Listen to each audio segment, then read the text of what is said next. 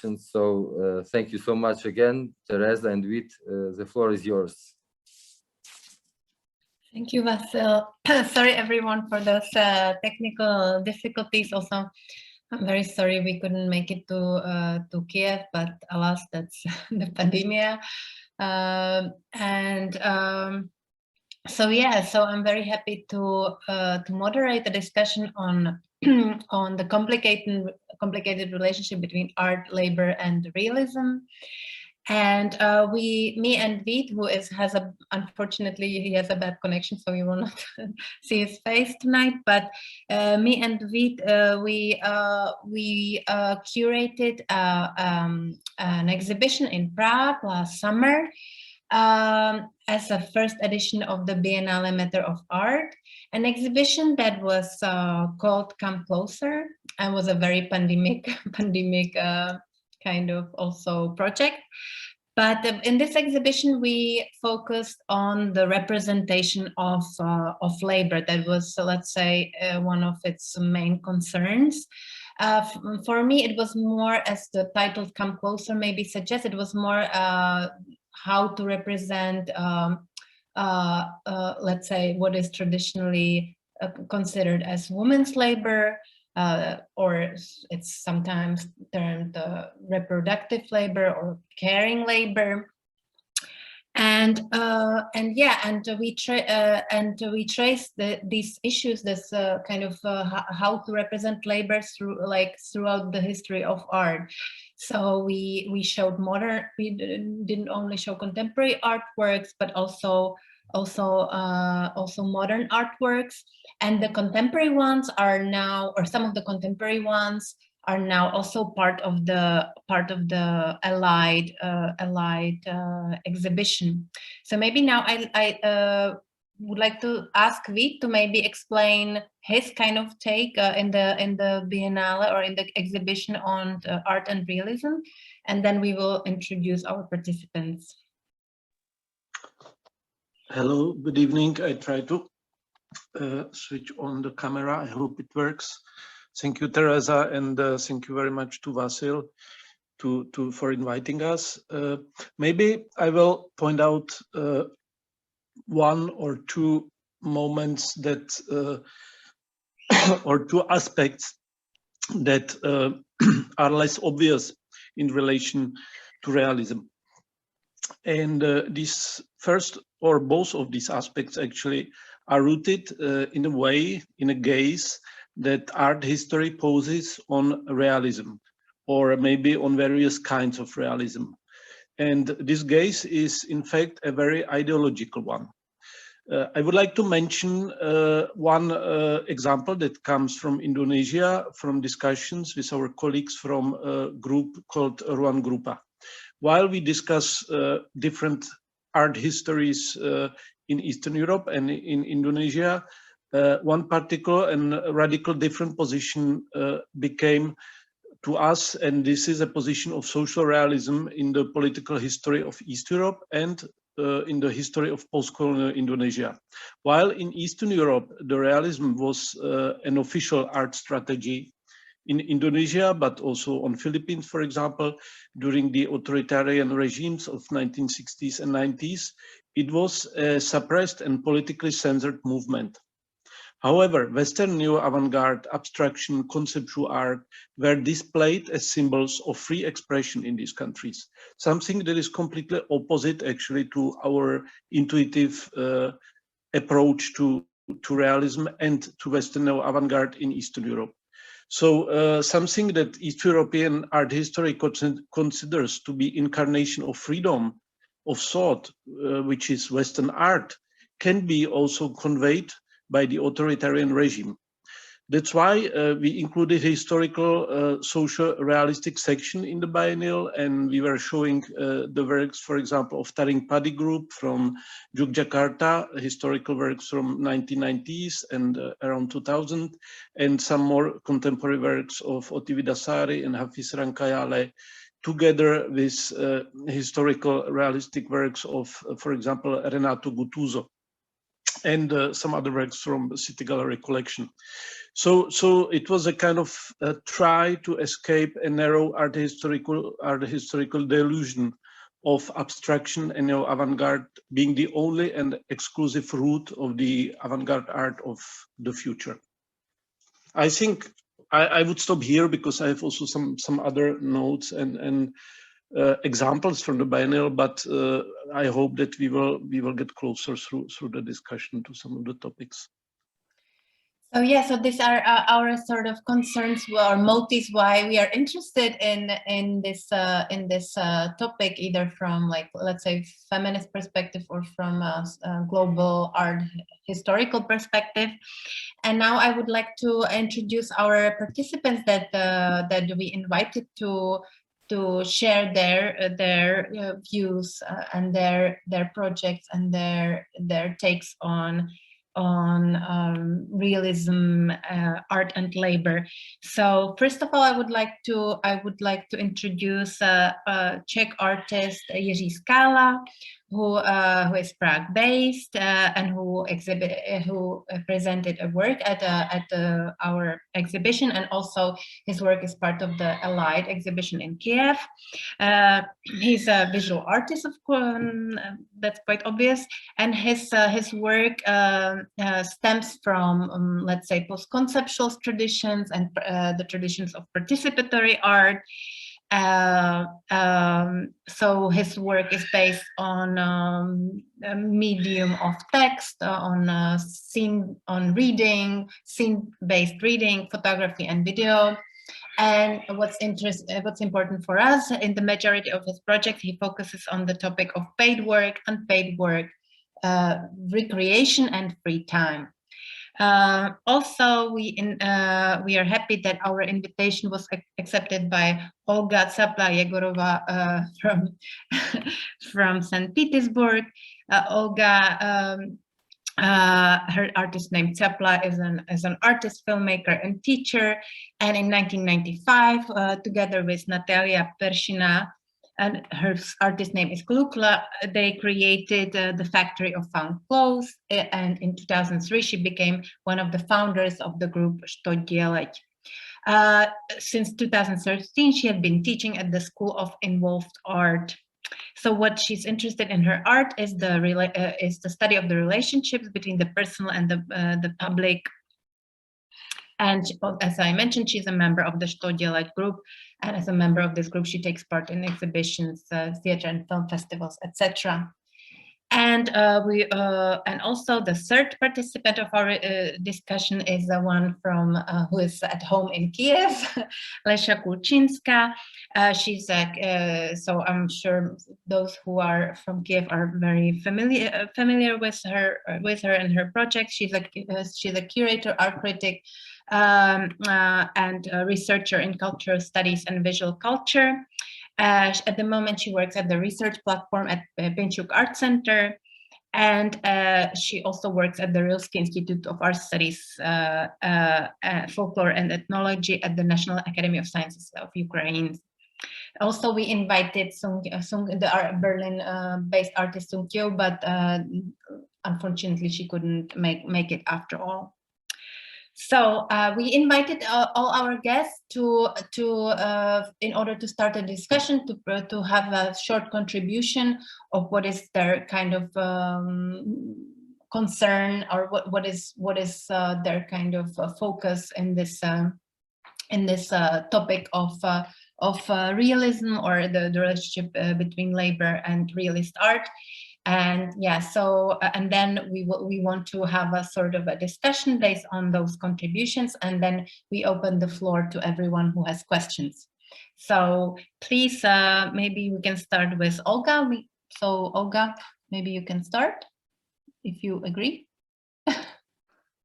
Thank you.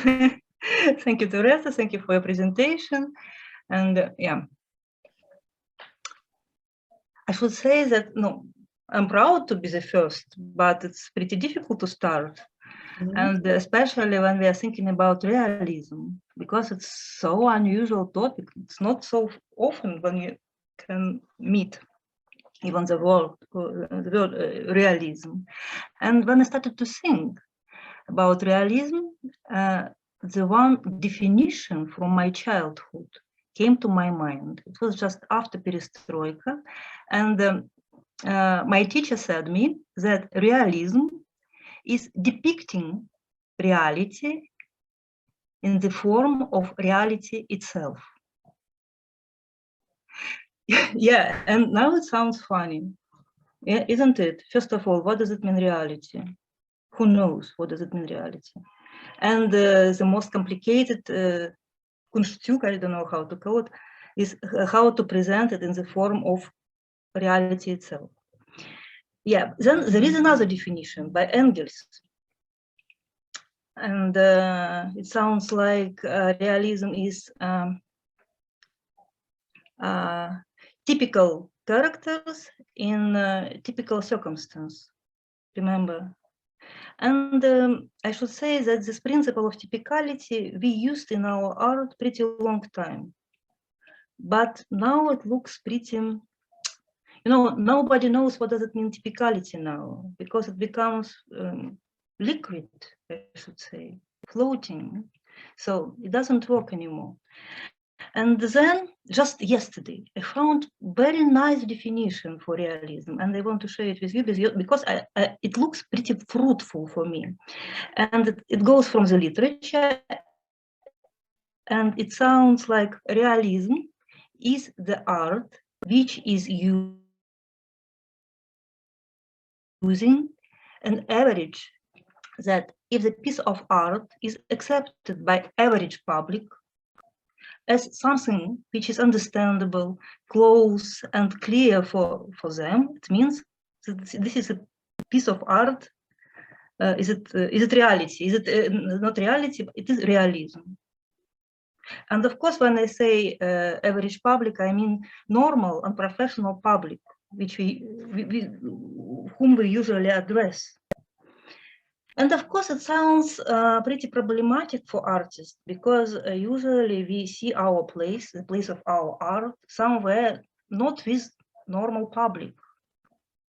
Our place, the place of our art can be somewhere in the future, for example, in the avant-garde, or somewhere in the past, golden age, or somewhere in the heaven with angels, or somewhere, I don't know, whatever, but never with normal people.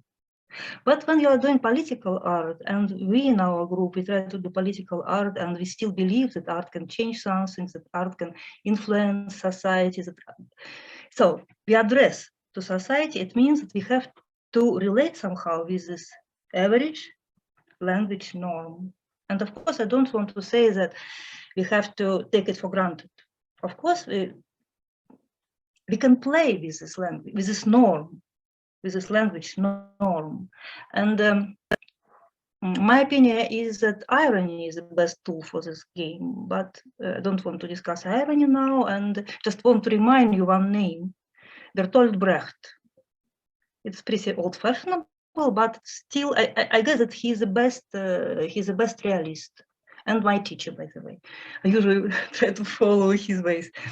And maybe I have to stop here. What do you think, guys? Because I had an idea to show you the example of our realistical method, but maybe next time, okay?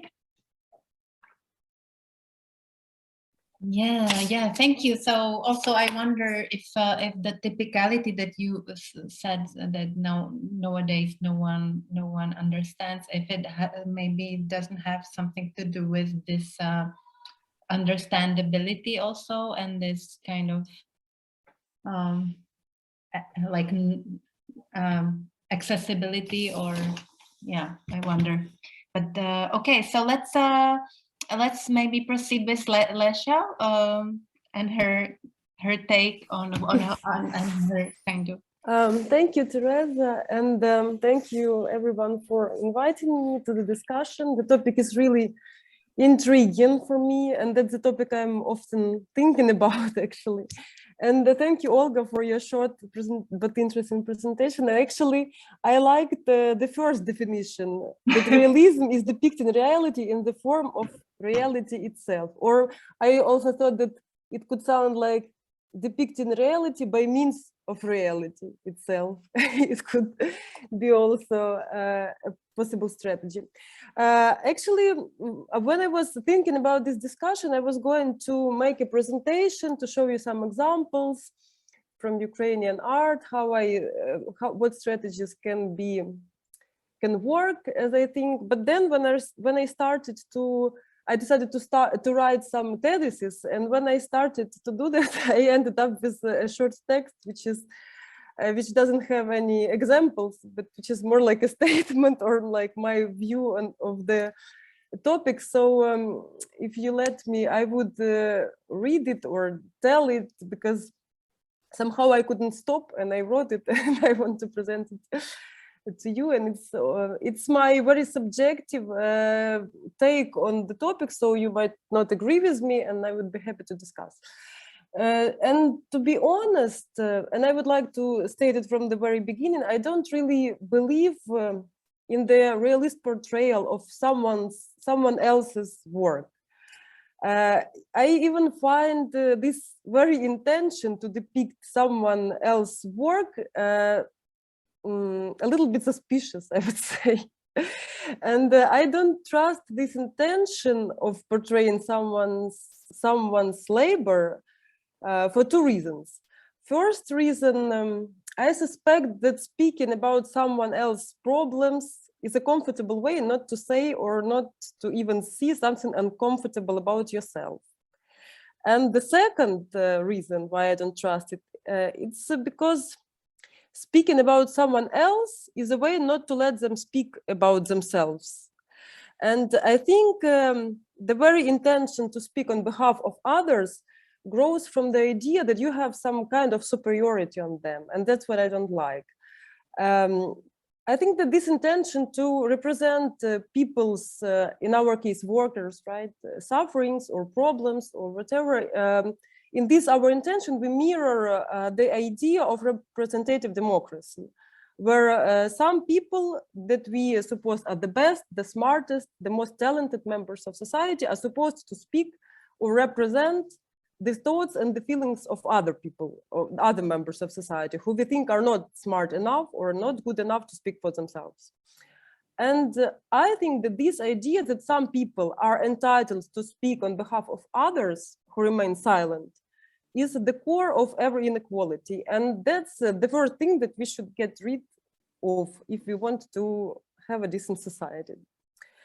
That is why I think that the only credible realist portrayal of work is a realist portrayal of your own working situation, which is a very difficult task for most artists and curators, I guess, because, as I see it, artists and curators are very strange type of workers. And I felt it very sharply 2 years ago when I found myself in a very troubling working situation. It was the end of 2019 year, like December 28th or something, just before the New Year's Eve. And I was expecting in vain for my curatorial salary. I was working for some private institution without an agreement, which is very typical for Ukrainian art field. And I was supposed to have a salary at the beginning of the month, and then at the end of the month, I still didn't get it. And I was very nervous about that because I was counted for that money. And I was thinking very hard, how can I influence my employer to make him pay to me? And it was the first time when I was in such a situation, so I was trying to figure out how can I influence the situation.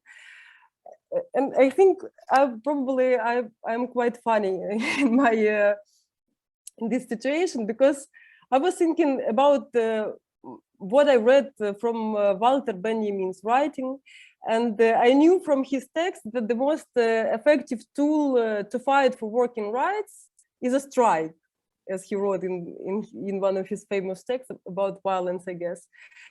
Strike is a refusal to continue working. The suspension of work causes material losses for the employer, and that's why it works. That's why the option of strike is a source of workers' power, as Benjamin explains.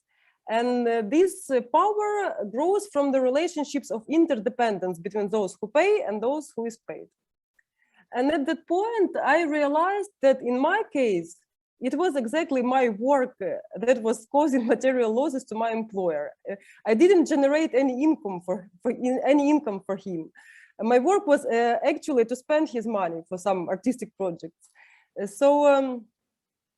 But that's something he could easily do without my assistance. So I realized that I don't have this option of, strike. And this situation reminded me the famous definition of love by Jacques Lacan, who said that love is to give something that you don't have to someone who doesn't need it. Isn't it a situation of the art worker from the economical point of view, or from the point of view of other members of society? So if strike is a power because of interdependence, right? I realized that in my case, the dependence was only mine, on my side. And I realized that dependence is actually a core of my profession as a curator, and probably it's a core of an artistic situation as well. Because the reward for my work as a curator, and I guess any artistic work, in fact, depends totally on someone's desire to reward it. That's why the only source of power we have, I mean the art workers, is love in Lacanian understanding, as our intention to give something we don't have to someone who doesn't need it. That's why it is so important for art workers to be loved. That's why we try so hard to prove that we are so good, so important, so useful for society. We are trying so hard to earn love of the people who are supposed to pay for our work, because that's the only possible reason for them to pay, actually. Because we depend on them, but they don't depend on us. And that's why probably we want to portray workers, because they pay the taxes, and the taxes that we want to be spent on us, on our artistic activities, our exhibitions, our artworks. So my point is that first and the most important task is to look realistically on our own work, our own position in the structure of economy. And here I'm totally agree with Marx that the basis defines consciousness.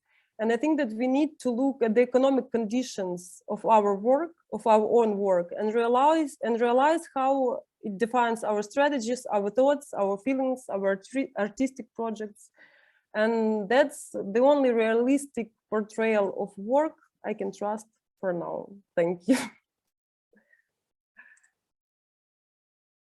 So thank you, Lesha, for this really interesting contribution, like speaking about, bringing up the issue of representation as a more like a self-representation, and the representation of one's own working conditions, and what are actually our kind of work conditions. So we will elaborate on that later. And now I give floor to Jiří. Okay, thank you. Was already like raising his hand. So. Yeah, because I have some like comments to love and to paid artwork or paid art curator works, because I think that those people needs art, because it helps them to like raise their public representation. They need us more than we need them. If you need, but we need to persuade them that they need us. It's not obvious. Of course, they couldn't choose you, but they will choose someone else. But like from art or from like, I mean that like still they need some art love more than we could. Anyway, I will go to my like notes. I will be quite short because I lost my voice recently, and I will react to Vít and to his discussion in Indonesia.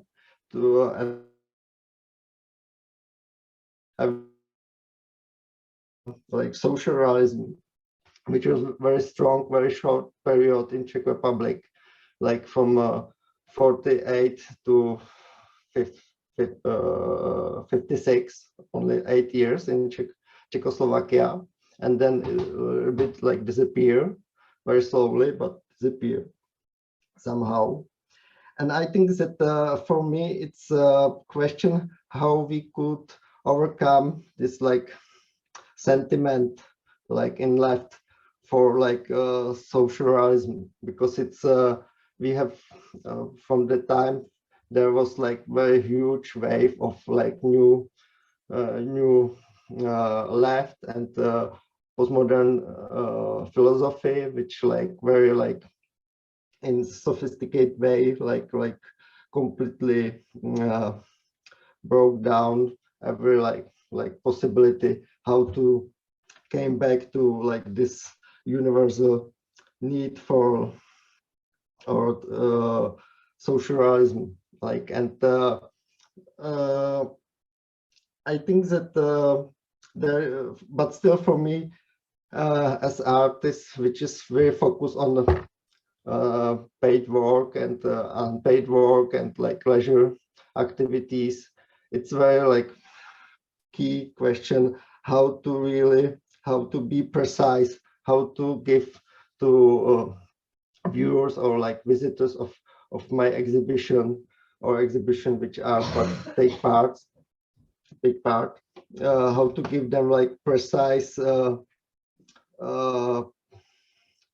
precise view to these problems, to how to represent those problems in our society.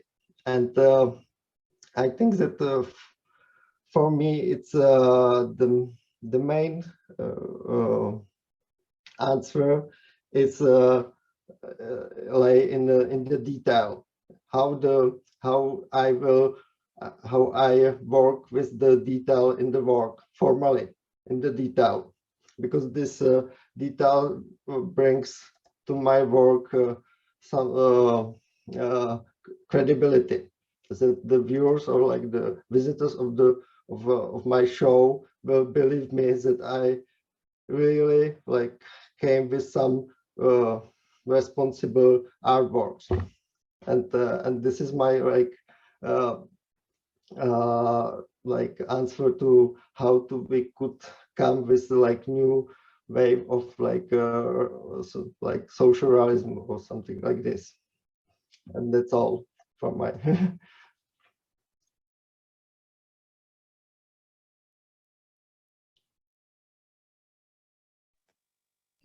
Okay, so I don't know, do you have a question? Do you have questions, or should I? Maybe if I can react on the last contribution of Їржи Skala, I would just make a small like distinction that maybe it was too short in my introduction, but I tried to make distinction about social art, which is something that it's a movement more in 1920s and 30s, and socialistic art, which is socialistic realism and social realism. That this movement of social realism is older somehow than the official movement of socialistic realism. So this comment was not only that I brought with in between East Europe and Indonesia, was not only related to socialistic realism, the official movement, but on the movement of social realism, which is a movement historically depicting actually the labor and a certain distinction of classes as its main subject, that comes actually from literature, French literature of 19th century. So just this small terminological distinction. But then, of course, I have question to other contributors. But who will start, Teresa? How we will make it? Go on, and I can ask after you ask. Or, yeah. Maybe I just felt that each of you was kind of surprised a little bit, or kind of reacting on this topic of realism. You know, why to deal with realism now? It's really strange, no? Because it seems to be kind of term that is over, and that this problem was solved somehow, the problem of realism. I would maybe ask, are you sure about it? Is it really true that is it solved? Because only if we start from a very superficial view, you go on the exhibitions, and on today's exhibitions of what is called contemporary art, and what is typical that there is no one clear fashion. There are different fashions, different kind of formal languages, but realism is still quite present, I would say. And it doesn't have to be a realistic painting or realist, but it can be a drawing that is quite often used by the artist. It can be photography, it can be video, it can be various kinds, various media. So cannot be that that realism is kind of traveling through different medias, and since, let's say, Godard or a certain shift in 1960s, it's more related with video and experimental cinema and photography than with painting, for example, or sculpture. Do you feel the same, or is it not the same for you? Do you admit such a question, or is it too narrow?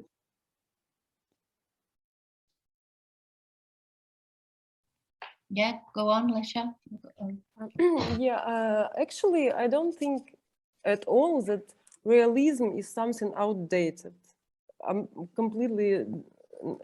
not thinking that it's outdated. More than that, I think that all art is realistic when it's speaking the truth, let's say. So if the art is by definition realistic, because it is intended to express some truth, and I mean, we can speak about realistic art when we are, and also, you know, one of the goals of contemporary art is kind of disillusionment, right? To get rid of some illusions, of some ideological illusions, or some illusions about ourselves. And that's actually a realistic, as I understand it, realistic intention. So our intention is to grasp something, you know, to grasp something real. And that's why, but the first step to this realism is to see your own position. That was actually my point. So I was speaking about actually the realistic art as well, but I think that it starts when you start seeing yourself realistically, when you start seeing your own position, then you can, you know, otherwise you just spread the illusions of the society you live in. Thank you. Can I guess that to Vit, I guess that there are a lot of art which looks like realism, right? But there is no border, because, for example, if the artist who is doing abstract art says, "It is my reality, I am depicting my reality," you can say, yeah, of course it is your reality, you know. I mean, that's not the question that realism is shrinking. I mean that it's getting too wide, you know, and that's another question, another problem. But I absolutely agree with Lesi that everything depends on the position. And I guess that I can say that I am realist if I share the idea that reality is primary and consciousness is secondary, you know. And it means for sure that there is something which is not me, you know, and it is important, and it is maybe even more important than me. That's, I guess, can be called realism. I finished.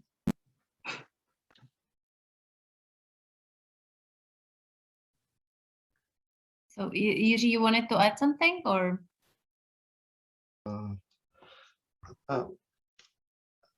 I think actually I don't know. I think that it's everything what I want to say. My previous speakers already say. Probably I could add something like last week, like American magazine Jakubin published new research why Democratic Party is losing working class in the US, and it was about and the result was it's about messaging, that the working class is doesn't react to this woke culture of contemporary like elites, and it's acting more like it prefers a more like universal message, like which is based on their paid work, their own paid work, the relation between like them as employees and their employers, and this is very simple, like, and this was the result of the for example of this research.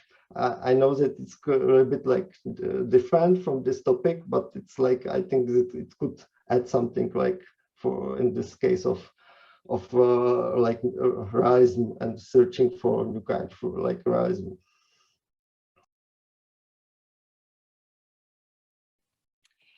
So maybe I would like to elaborate on what Lesha said.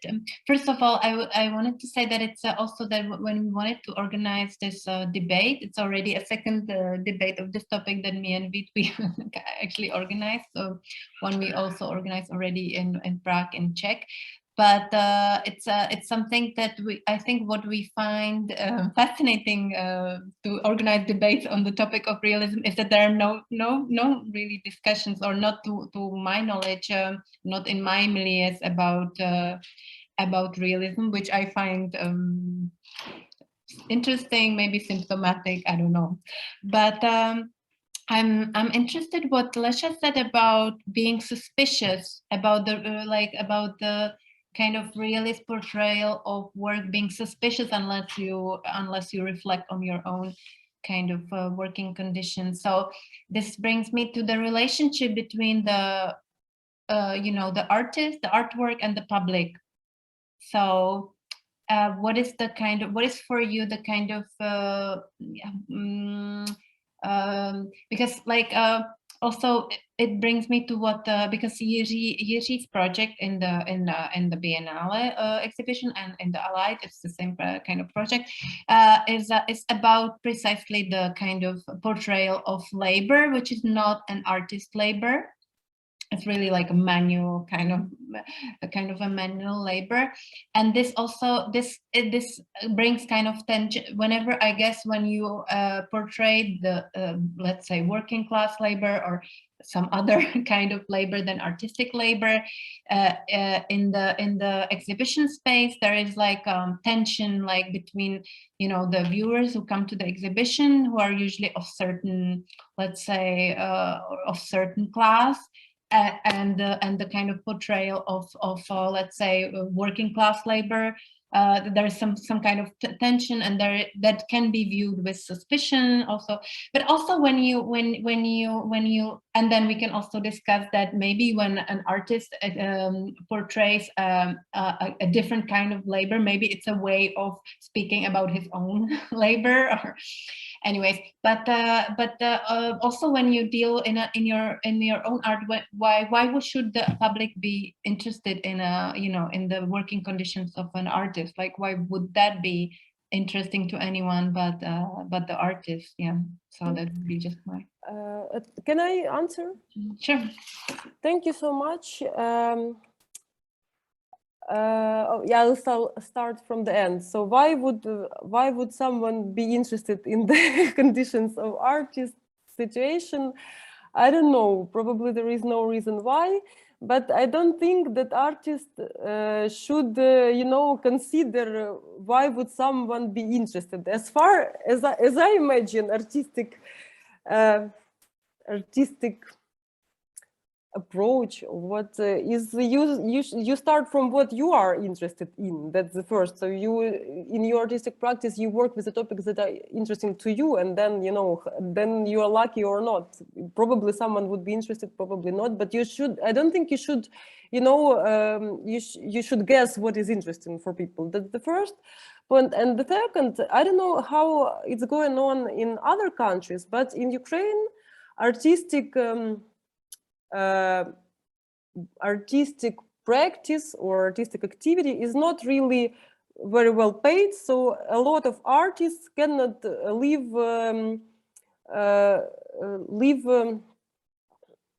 I mean, it's not sufficient for living to be just an artist. So a lot of artists do different types of work except of artistic work.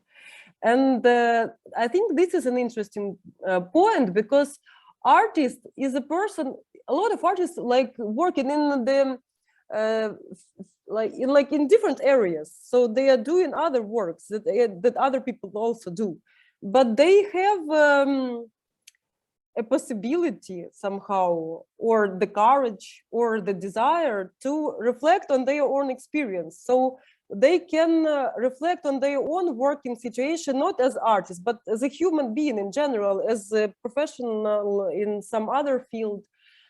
And that's interesting, I think, when artists start reflecting their own situations that they are living through.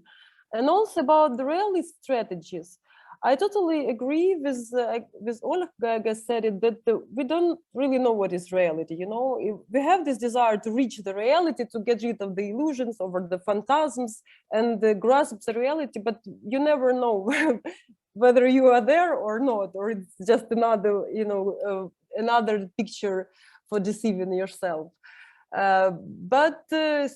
And when we speak about representation, I think that any representation, when you represent something, presented, you represent it, you already constructed, right? So it's already a construction of some picture. That's why I don't really trust representation.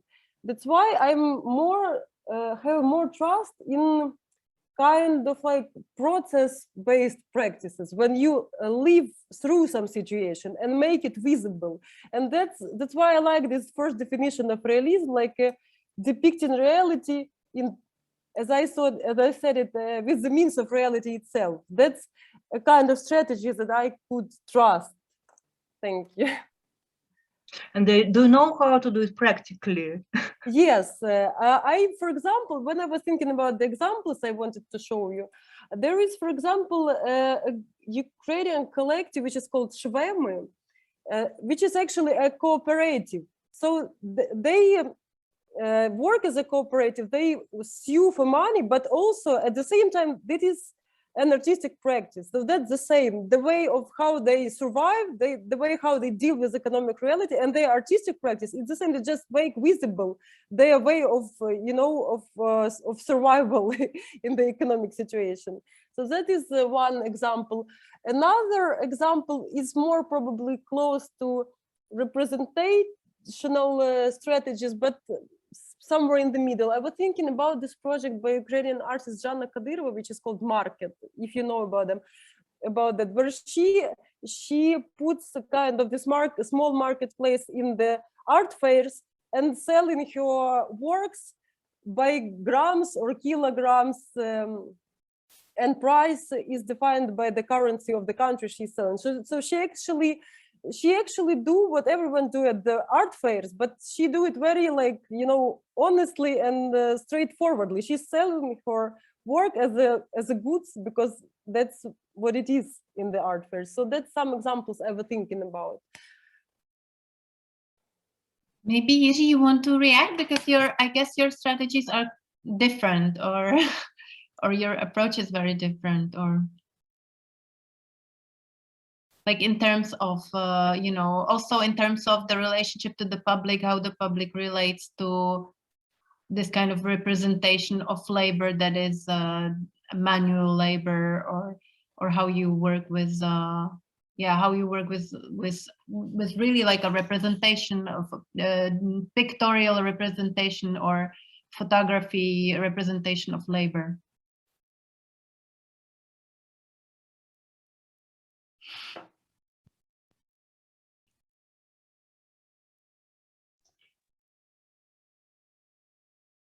it was for me the question, Teresa. Yeah. Because I lost you for a while. That Oh, sorry. I heard you on in the end. Can you repeat it? I mean, I just was wondering how you can relate to what Lesha said, because your approach to me seems kind of different, like more conservative one, or that you really work with. No, I mean, in the sense, in the sense that you really work with like photographical representation of labor. Yeah. Why ago, I don't know, like 10 years ago, I was really like fascinated by participative like collectives and so on, and I really try to like produce like very like participative work with like workers and so on, mainly in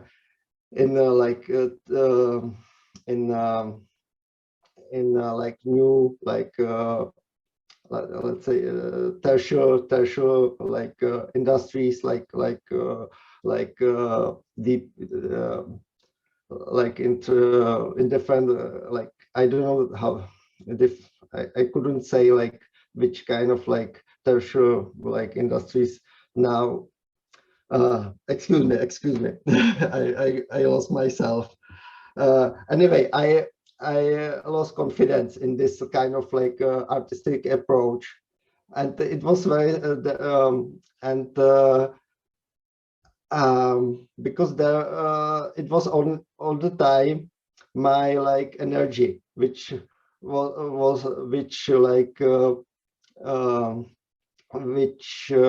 produced whole work, that it was only about me all the time. If I could simplify this like those works. And then I read very interesting like book.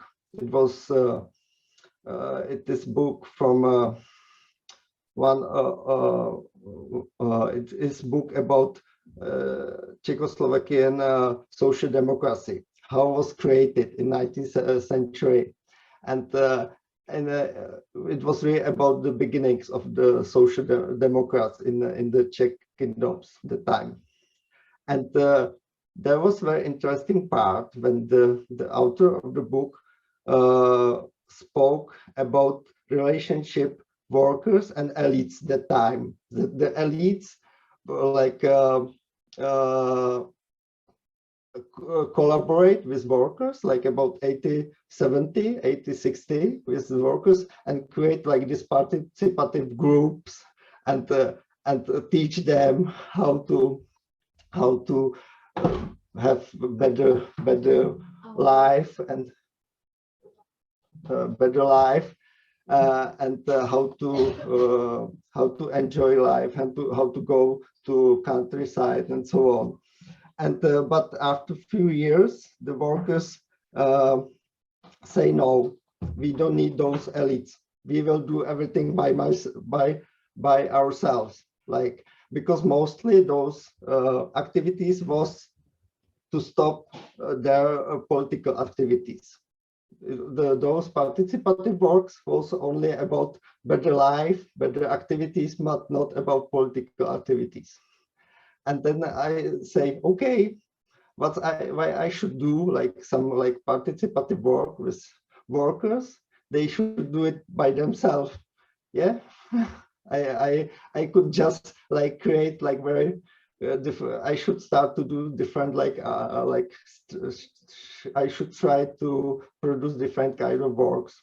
Yeah, and that's all. Do you understand me?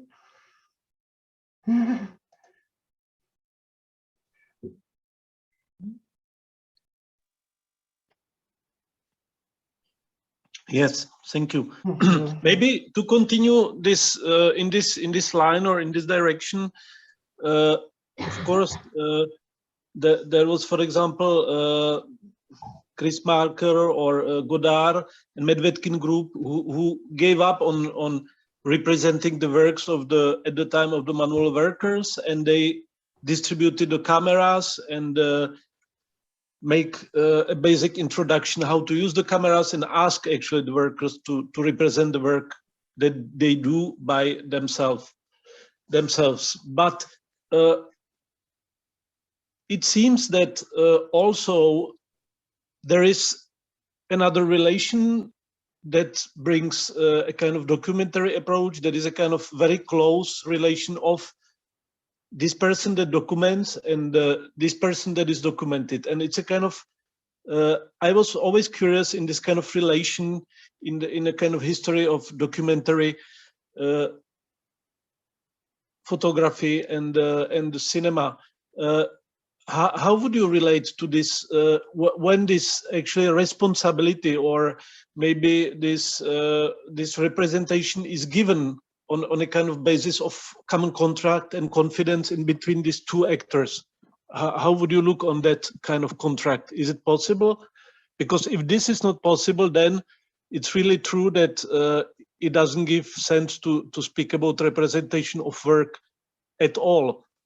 And maybe one more detail on the end, that we only speak about manual labor, but in today's economy, I think majority of workers, they work in the services, right? It depends up to the country, of course, and region, etc. But one can say that the statistically that the number of workers is really would be more like service-based workers, which would be represented by the artists too, not only the manual workers, right? Yes, but I think in the case of Czech Republic, we are still like industry country. It's the Corona pandemic show us that there is still about like almost like 40% of population works in the industry, like based like in the like in the factories and so on.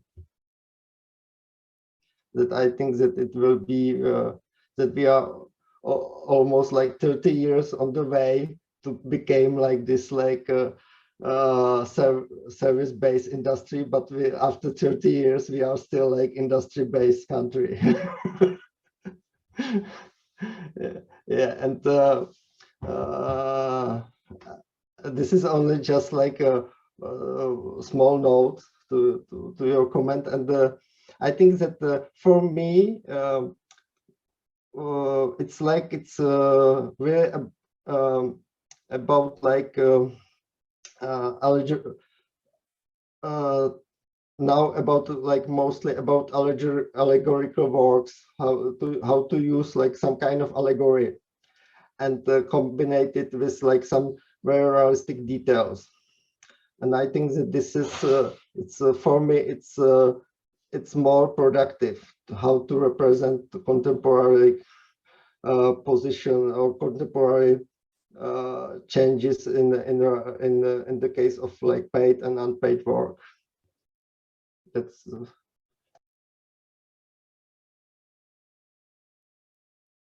maybe also now we can also ask anyone else who is interested to ask question. Please pose your question into the chat if you're here or in the Zoom or meeting, or if you are on Facebook, posted there. Yeah, so okay, Vasil. Yeah, hi. We've got here a question from Jan Sova, so I am passing the computer on to him. Hi guys. It's gonna be a kind of hybrid because we are here, you know, more of us physically gathered listening to your conversation. I'm a sociologist. I also worked as a curator for Warsaw Biennial, and actually had a pleasure of meeting Teresa and Vit in this framework. So it's great to catch up. I was listening to this discussion, and I've been wondering, maybe we should somehow extend, enlarge this understanding of realism. For example, if you take surrealism. Surrealism was not supposed to be irrealist, it was supposed to be realist, but they just believe that reality is not what you depict if you do a kind of simple figurative labor. Walter Benjamin was mentioned here, and actually Benjamin believed that to understand capitalism, you need to do a kind of oneiromancy, because capitalism is a dream or a nightmare that we are in, right? So his concept of phantasmagoria as a materialized ideology that you can see in the shop windows that are so magical and surreal. It represents reality. And a closer example, realism has been a very important topic in theory in the last decade in the framework of speculative realism.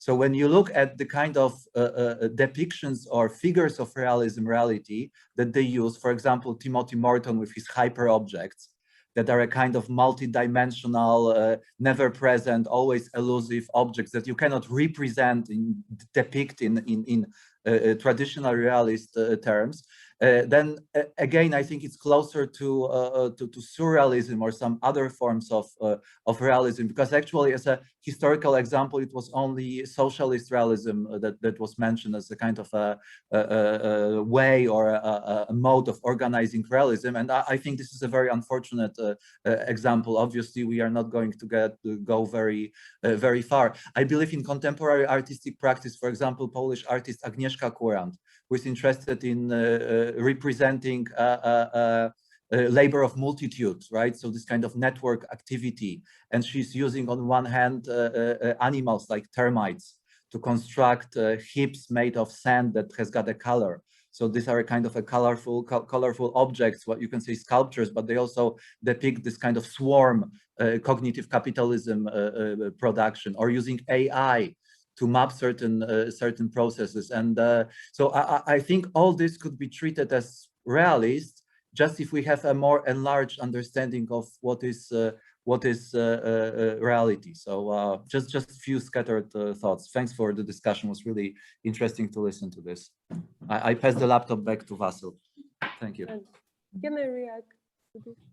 Yeah, I just wanted to say that I really agree with this proposition to extend the notion of realism. That was actually what I was trying to say, that art is, art is realistic when it's, try to express something. But I also thought that, except of these examples that you said, I was thinking also about a realistic strategy when you experiment with reality, when you incept some processes in reality and then look how it's going on. So somehow it's probably something close to the notion of the social sculpture by Beuys, or, different type of artworks that deal with some real situations, with some real process. You can incept even some utopian idea into some, part of reality, and then look how it's gonna develop. And it's also this interactional strategy also can be a realistic strategy,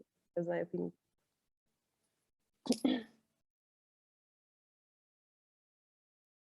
Anyone else wants to comment on this very good intervention? No, I'm just thinking about Bruno Latour, for example, with his Parliament of Things.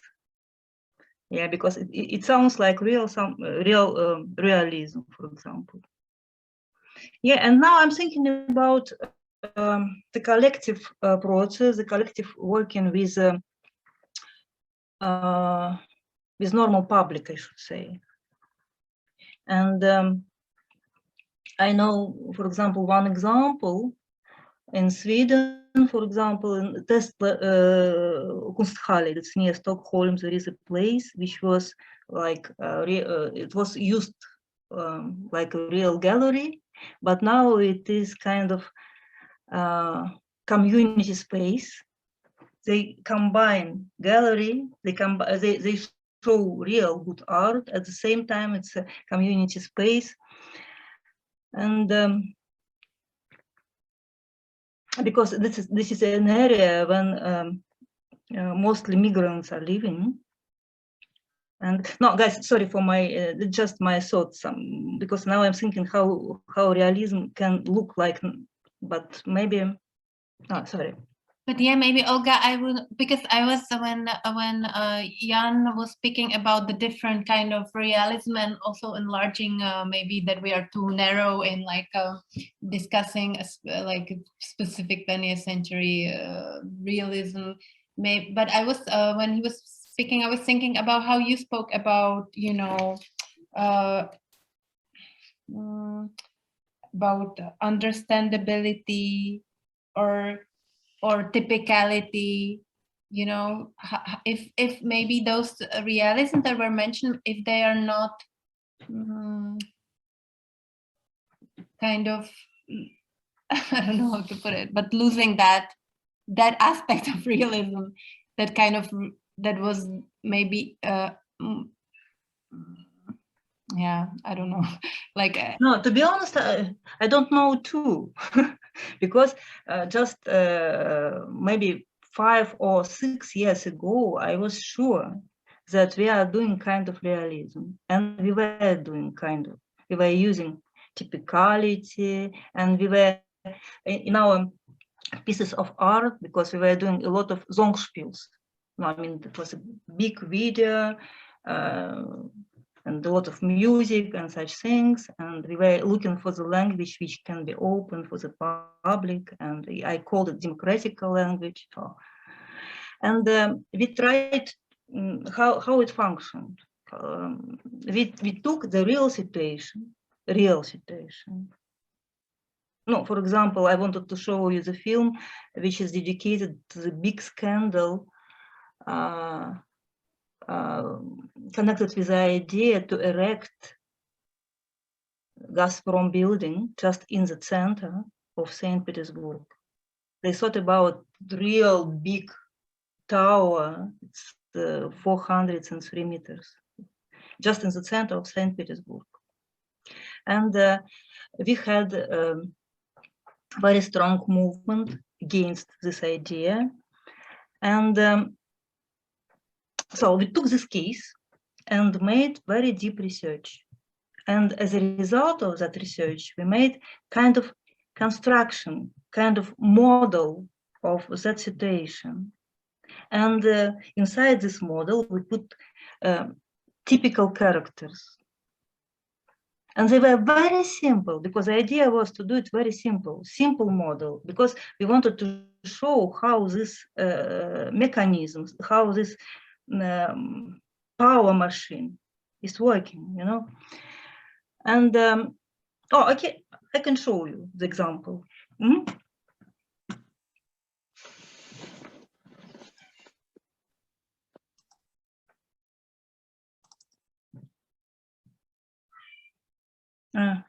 Sorry. Wait a second. Can you see something? Yeah. yeah, like So, a screenshot. We are looking at a screenshot of a video.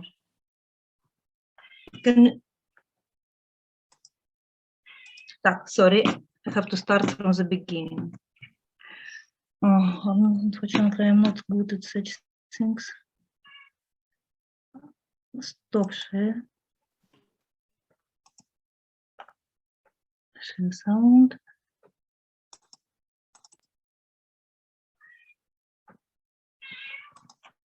Can you hear my cat? No, guys. Stop sharing. Can you teach me? Share screen, and then I go. Okay, let's start. Then I go to this. No, it looks like not this time. I think you should first play the video and then share screen and choose the screen with the video. Oh, okay. Yeah.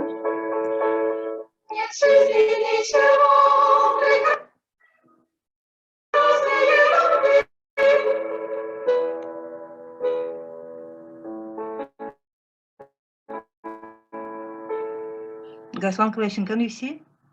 Я как представитель русской православной. Share No, screen. no. You should share screen now and choose the screen with the video. No. Okay. Oh, okay. Next time. Sorry. At least we heard something. Yeah, but I just wanted to show you the example of typicality and how it was possible that time. But then the situation changed, and I really like the time when we really can do such things, you know, because we in that time we understood the situation. But now, unfortunately, not everything was finished when the war in Ukraine started, to be honest. Yeah, and after that, and then we stopped to do such big projects, such realistical pieces of art. Now, and then we started to work with our students. With it's another story, but I'm not sure that it looks like realism now. Well, can I continue with a question? Maybe it was a very good point from Jan to expand this notion of realism. Still, I would underline one thing which would, I think, give sense somehow. If we still use this term, it should be somehow related to the original meaning of realism or naturalism in 19th century, which is actually not so much the issue of reality, not at all. The main issue of realism kind of established itself in the history as a kind of representation of interhuman relations, right? That was really the topic of realism. How interhuman relations are defined sociologically, economically, etc. And in this direction, what he said would completely give sense to expand it through various kinds of new realisms. That because there is a new kind of economy, digital economy, and many new developments that enters actually these that reorganize. That are reorganizing these interhuman economical relations, for example. So this is to that. And just one question maybe to Olga, if I can. You mentioned on the beginning a Brechtian realism. If you could describe the way that, what is Brechtian realism for you? How did you work with how you reused?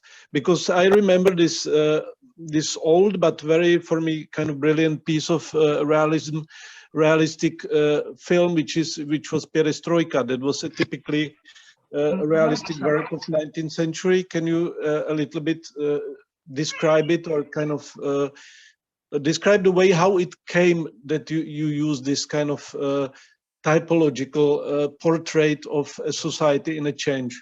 And is it possible, you think, to reuse this principle today, or is it again something that is only dated with the society that is in transformation and today cannot be really kind of recaptured or reused? Yeah, I told you already that unfortunately it is not possible anymore to do such models. It was that's what I tried to explain you, to create this model of real situation and put inside some typical characters. It was our method, which is connected with Brechtian. And Margosha, my cat, wants to eat. Okay. And sorry for that. Yeah, and our Songspiel was constructed as ancient opera, not opera, of course, ancient tragedy, because we had two parts of characters, real characters like heroes, and the choir. And choir was commenting what the characters, what the heroes are doing, and choir knows everything better, of course, because in ancient tragedy it's always like that. The choir knows everything better and try to explain the hero how they have to act, but hero usually don't hear them, and that's in our Songspiels. It was like a typical situation. And irony, of course, when we go back to irony, and I guess, but just recently I understood that people don't like irony because they understand irony like something like, just laughing, just if you don't take serious something, it is an irony. But of course not. In our case, we don't think like that, because I guess that irony is something very, very, very serious and very important, because when you are doing political art, you always have to say something obvious, because for example, you have to say the good things are good and bad things are bad, you know, but you have how to do it, but how to say it that people understand that these bad things are bad and good things are good, you know, how to make them fresh, how to, and irony usually work in such situation, because, you know, and I guess that irony is something very political, because how it works when you say, for example, I hate you, I mean that I love you, you know, it means that I mean something opposite. And if I use irony, it means that I guess, I'm sure that my audience, the person who is watching my film, can understand me, you know. It means that I believe that he is thinking, you know, he's not like, you know, like eating my art. He is in communication with me. And this is why we usually used irony. But even now, yeah. I think there's a question again from from Kiev. Yeah, thanks. Just a short follow-up to and a kind of a comment or rather a question to Olga. As you actually mentioned the warfare between Russia and Ukraine, which is actually the reality, right? So, and I'm really wondering what exactly in the reality of the Russian-Ukrainian war prevents you from doing realist projects? Because you said that it was possible before the war and now it's not. So what is the obstacle here in this reality of the warfare? Thank you. I stopped understand the reality, you know. I really don't know what is, how things are growing. And if you don't understand, you know, yeah, maybe I can try to explain you why. No, but maybe you know that our group, philosophers, politicians, poets, artists, choreographers, and we are like, you know, not very young people, but we had a feeling that if we take the real situation and all together make research, we can understand how, yeah. And it worked before the war, but then when situation went out of control, we decided that that we can do only with our young comrades. And for our new productions, we invited our students, our young comrades, and all together. I mean, the first production after the war was our film with the name Excluded, in the Moment of Danger, and we invited 17 young comrades to do film together, and we put all their own, I don't know, lines. I don't know how to explain how it was. I mean, all of them has their own meaning. It has their own line in this film, and all together, and only all together, it becomes. It has a meaning, you know, if it is understandable what I said. So we created the new strategy, and now it looks like kind of collage of different meanings, and we continue with this method even now. And would you say it's a realist, like your work now? Sorry. If you would say real, if you say it's realist, if you would describe your work as realist now. That's a question, I don't know, but maybe realism can look like this, maybe.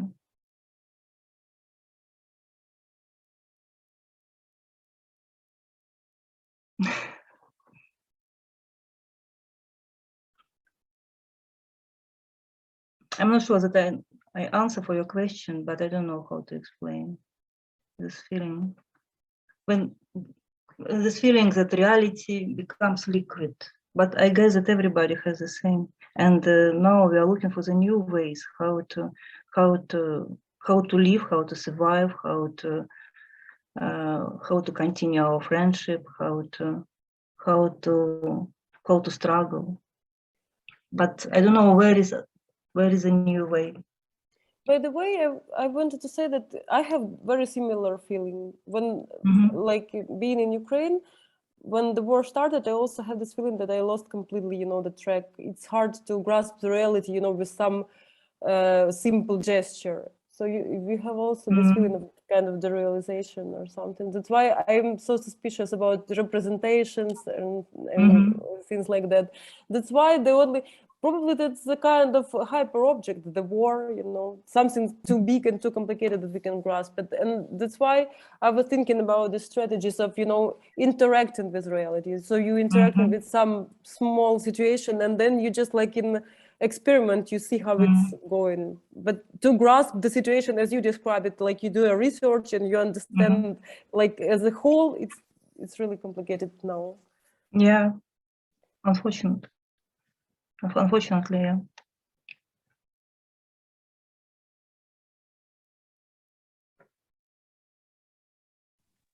Just to add to that, we have a second discussion about realism in virtual space, which doesn't make it easier, to be honest. And what's going on there?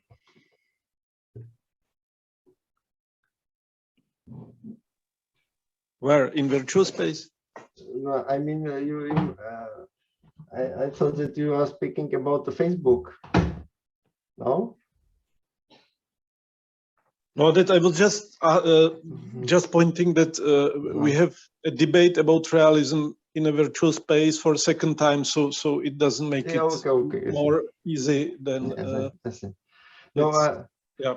For me, it's very, very hard to add something to this like discussion about like Russian-Ukrainian warfare, because it's, for me, it's yeah, it's unfortunate, and it's probably, I don't know when it will end and what's going to happen in future, but it's unfortunate for me.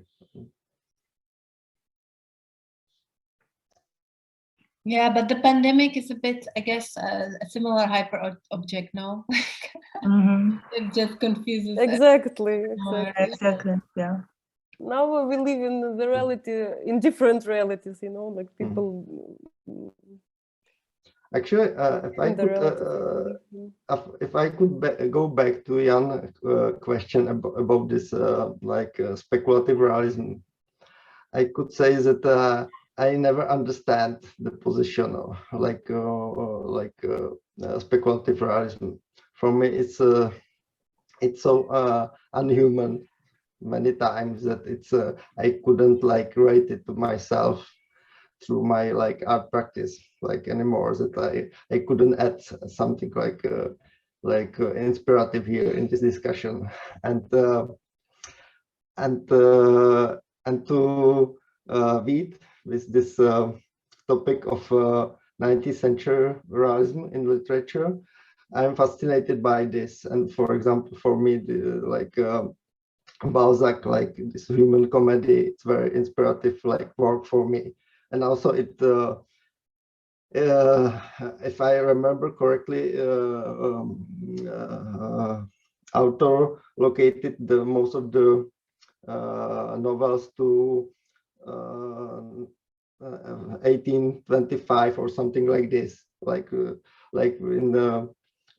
very like speedy like time when French kingdom transform like itself like very in very specific way, and it's I think it's very inspirative for me, because also it was after Napoleon Bonaparte regime, and there was like old like people from old regime came back, and they was they receive back their castles and so on, and it was like very similar what's happened in 90s in the Czech Republic, like this, and also this like very strong position of Catholic Church and so on. And for me, it's very realistic literature, which is very symbolical, but also it has very strong details like about human relationships and so on. That I hope that somebody will, in the future, will write something similar about Eastern Europe, some like contemporary human comedy. Yeah, so I think maybe we can end at this moment with this kind of wish. I also think we could continue. I'm also thinking about the role of emotions, like how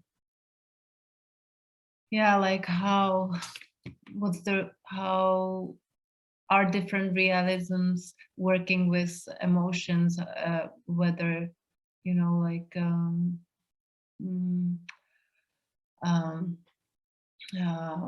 through emotional austerity or effectiveness, like this kind of polarity. But yeah, I guess I can it's a pity we cannot continue this discussion in real life and with a glass of wine, but yeah, I think that this is the good moment to say thank you everybody for your participation, for your contribution. I think we didn't solve the problem of realism, but I'm quite certain we raised some important questions. We do want to add something? No, I would like to thank everyone for patience. Yeah, just using this opportunity, thanks so much again for your contributions, but also to our viewers who are here with us on Zoom. For those who are in Kyiv, I would like to invite everybody for our events of the closing biennial weekend. So tomorrow and the day after tomorrow, we start at 5 p.m. here at the House of Cinema in the Blue Hall. So you are more than welcome to come. It will be the wrapping up of the Allied Biennial Edition. Thank you so much again and have a great evening. Bye. Thank you. Thank you. Thank you very much. Thank you. Bye-bye.